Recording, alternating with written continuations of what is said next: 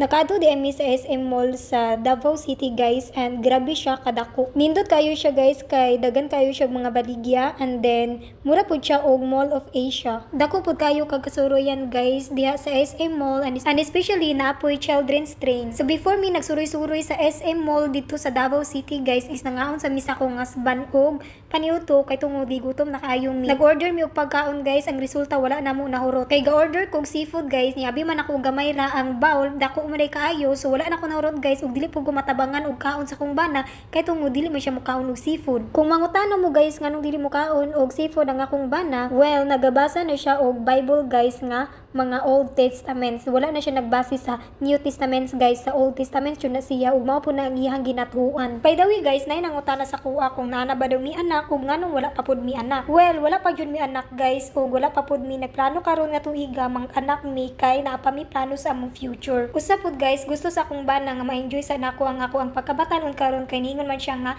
bata pa man daw ko, so I need to explore life and enjoy life. Kay wala man daw dinalian sa pag-anak-anak ug wala man doy linumbaanay sa pag-anak-anak karong panahon na. Ang gusto pud sa akong bana guys is mapalanuhan na mo og maayo ang amo ang future ug ma-enjoy nako ang kinabuhi nga wala pay anak kay kabalo man siya nga dili pa ko ready mag-anak-anak karon. So malipayon pud kayo ko guys no, kay grabe pud kayong mindset ang akong husband kay gusto jud niya malipayon ko ug dili ko magmahay at the end of the day kung nanami anak. Kay kabalo man pud mi kung naami anak is kailangan jud namo atubangon ang amo ang responsibilidad ug obligasyon kung nanami anak. Usa pud guys, kung magdali-dali pud mi og anak is dili pud namo dayon ma-enjoy ang among kinabuhi kay tungod unahon namo ang mga gusto sa bata or kailangan namo nga mas matagan og time ang anak kaysa sa amo ang kaugalingon. Ug dili na pud kakahatag og time sa imong self or unsa inyong gusto buhaton kay naay anak nga nagtingal-ngal di ara sa imong atubangan. Ako pud guys is gingnan jud ako akong bana before mi nagminyo nga dili sa ko maganak-anak og sayo kay gusto na ko ma-enjoy sa nako akong life,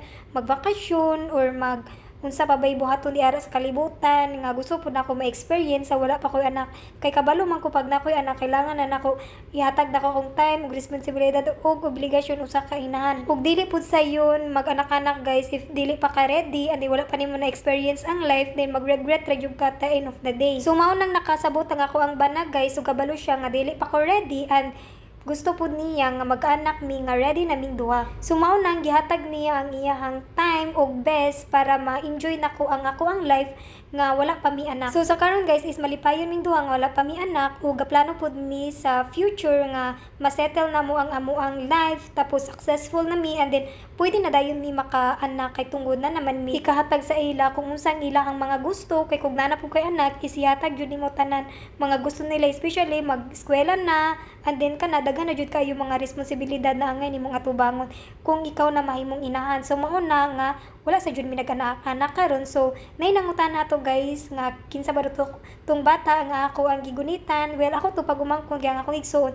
nagminyo man siya og afam, so nag-anak pud siya afam guys nga baby. So ang iya yung dagway guys is Amerikano, so abi siguro nila og anak to nako. Well pag umangkon ra jud to nako tong bataan no, unya love kay to nako kung bata ato kay kanang cute man kay dagway. So sa mga nag-comment di ara nga nung wala pa mi nag-anak, so mao na to ang ako ang sagot sa inyong mga pangutana. Kaya ang paghimo og anak guys is wala na siya napaunanay or naglinumbaan. Pero kung gustong mag-anak dayon, then go for it kay lahi-lahi man puta og huna-huna or plano sa kinabuhi. Pero nakadepende ra gyud na sa inyo guys kung gusto mo mag-anak og sayo, then go for it. Ug pwede pud ka nga later ka mag-anak kung nagyud kay plano sa imong life. Kaya ang anak is dako jud kayo ng responsibilidad nga imong atubangon. But in the future jud mi mag-anak guys sa ko ang bana kay nagplano naman mi nga mag-anak-anak mi in the right time. Ug gusto pud niya nga ready na jud ko mag-anak para dili ko magmahay sa ako ang life. Mao na giingon guys, kung dili pa ka ready mag-anak-anak ayaw sa jud pagpanganak. Kaya ang pagpanganak is wala na